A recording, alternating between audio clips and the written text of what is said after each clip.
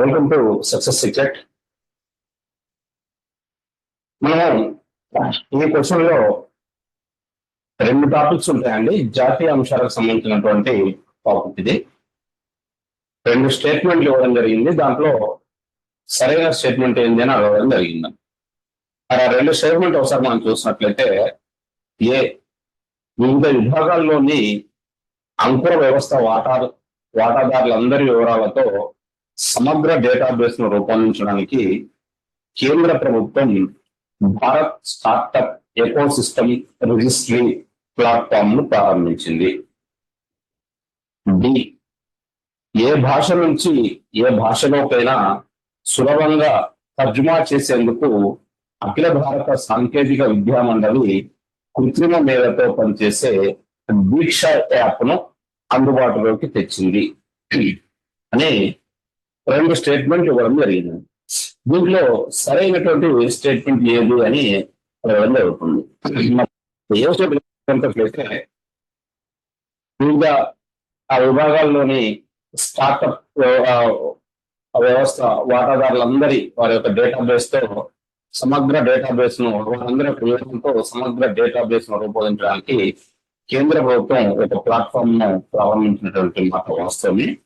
మరి దాని పేరు ఏంటి అంటే భారత్ స్టార్టప్ ఎకోసిస్టమ్ రిజిస్ట్రీ. మరి ఇక స్టేట్మెంట్ ఏలో కూడా ఇదే పేర్కొనడం జరిగింది కాబట్టి మనకు స్టేట్మెంట్ ఏ అనేది కరెక్ట్ స్టేట్మెంట్. నెక్స్ట్ బి, ఏ భాష నుంచి ఏ భాషలోకైనా సులభంగా తర్జుమా చేసేందుకు అఖిల భారత సాంకేతిక విద్యా మండలి కృత్రిమ మేధతో పనిచేసే దీక్ష యాప్ ను అందుబాటులోకి తెచ్చింది అనేది బి స్టేట్మెంట్ పేర్కొంటుంది. అంటే వాస్తవాన్ని చూసినట్లయితే మరి అఖిల భారత సాంకేతిక విద్యా మండలి all India council for technical education అనేది మరి ఏ భాష నుంచి ఏ భాషలోకైనా సులభంగా ట్రాన్స్లేట్ చేసేందుకు ఒక యాప్ ను అందుబాటులోకి తెచ్చిన అవసరమే. మరి ఆ యాప్ పేరు ఏంటి అని చూసినట్టయితే అది దీక్ష యాప్ కాదు. కాబట్టి బి స్టేట్మెంట్ అనేది రాంగ్ స్టేట్మెంట్. మరి ఇక్కడ మనకు దీక్ష యాప్ కాదు అన్నాము. మరి ఏది ఆ యాప్ పేరు ఏంటి అంటే అనువాదిని యాప్. దాని పేరు అనువాదిని యాప్. మరి దీంట్లో చూసినట్లయితే ఏ ఒకటే కరెక్ట్ స్టేట్మెంట్ కాబట్టి మనం ఆన్సర్ గా ఏ మాత్రమే సరైనది అనే ఒకటో ఆప్షన్ ను మనం గుర్తించాల్సి ఉంటుందండి. ఇక్కడ మనకు చూసినట్లయితే మొత్తానికి రెండు టాపిక్ దీంట్లో కవర్ చేయడం జరిగింది. ఒకటేమో భారత్ స్టార్టప్ ఎకోసిస్టమ్ రిజిస్ట్రీకి సంబంధించి, తర్వాత ఇంకొకటి అనువాదిని యాప్ గురించి అనువాదిని యాప్ గురించి రెండింటికి సంబంధించి ఇక్కడ మనం కవర్ చేయడం అయితే జరిగింది.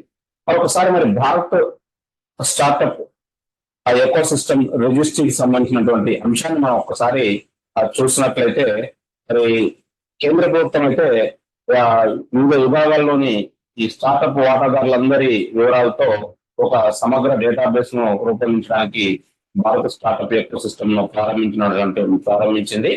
మరి దీంట్లో ఈ ప్లాట్ఫామ్ లో నమోదు చేసుకున్నటువంటి మొదటి వ్యక్తిగా కేంద్ర వాణిజ్య పరిశ్రమల శాఖ మంత్రి అయినటువంటి పీయూష్ గోయల్ నేర్పడం జరిగింది.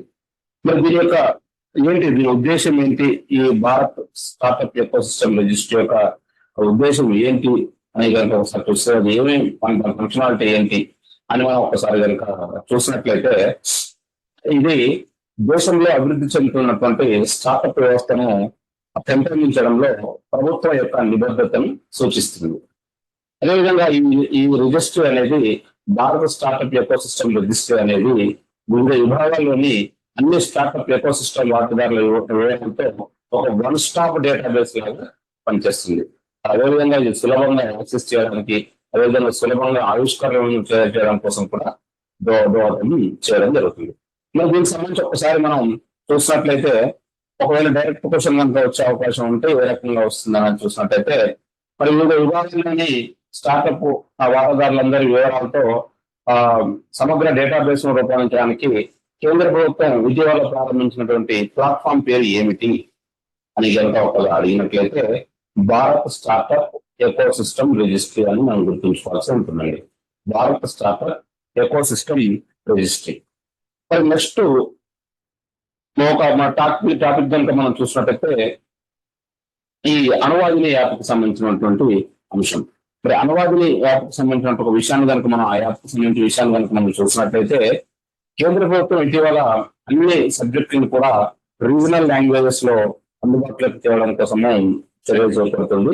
మరి దేశవ్యాప్తంగా ఉన్నటువంటి విద్యార్థులు తమ యొక్క సొంత భాషల్లో చదువుకునే అవకాశం కల్పించాలని కేంద్ర ప్రభుత్వం నిర్ణయించింది.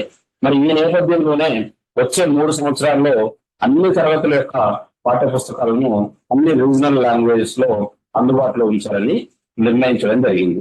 మరి ఈ మేరకు చర్యలు చేపట్టాలంటే ఈ మేరకు ట్రాన్స్లేషన్ అనేది చేపట్టాలని నియంత్రణ సంస్థలు అయినటువంటి ఎన్సీఈఆర్టీ, యూజీసీ, ఏఐసిటిఈ, ఇగ్నో, తర్వాత జాతీయ సార్వత్రిక విద్యాపీఠంతో పాటు కేంద్రీయ విద్యా సంస్థలు అయినటువంటి ఐఐటీలు, ఎన్ఐటీలు, సెంట్రల్ యూనివర్సిటీలను కూడా కేంద్ర విద్యాశాఖ ఆదేశించడం జరిగింది. అయితే మాతృభాషలో చదువుకోవడాన్ని ప్రోత్సహించాలని జాతీయ నూతన విద్యా విధానం అయినటువంటి 2020 సిఫార్సు చేసింది. మరి ఈ క్రమంలోనే బీటెక్ కోర్సులను కూడా ప్రాంతీయ భాషల్లో బోధనకు ఈ ఏఐసిటి అనేది అనుమతిస్తుంది. మరి ఇప్పుడు కనుక చూసినట్లయితే మనకి బీటెక్ కోర్సులు అనేటివి కేవలం ఇంగ్లీష్ లోనే అందుబాటులో ఉన్నాయి. మరి ఈ నేపథ్యంలో భవిష్యత్తులో మాతృభాషల్లో కూడా అందుబాటులోకి రావడం అయితే జరుగుతుంది. అయితే ఇప్పటికే మధ్యప్రదేశ్ లో మాత్రం కనుక చూసినట్లయితే ఈ ఎంబీబీఎస్ కోర్స్ అనేది హిందీ లాంగ్వేజ్ లో కూడా మొదలైంది మధ్యప్రదేశ్ లో.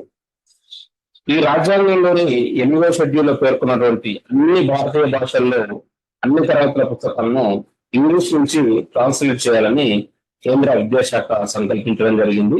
మరి ఏ భాష నుంచి ఏ భాషలపై కూడా ఈజీగా ట్రాన్స్లేట్ చేసేందుకు అఖిల భారత సాంకేతిక విద్యా మండలి ఈ ఆర్టిఫిషియల్ ఇంటెలిజెన్స్ తో పనిచేసేటువంటి యాప్ ను అందుబాటులోకి తెచ్చింది. దాని పేరే అనువాదిని యాప్. మరి ఈ అనువాదిని యాప్ సహాయంతో గత 2 సంవత్సరాల నుంచి ఇంజనీరింగ్, మెడికల్, లా, ఇతర ప్రొఫెషనల్ కోర్సుల పాఠ్య పుస్తకాలన్నింటినీ కూడా ట్రాన్స్లేట్ చేయడం జరుగుతుంది.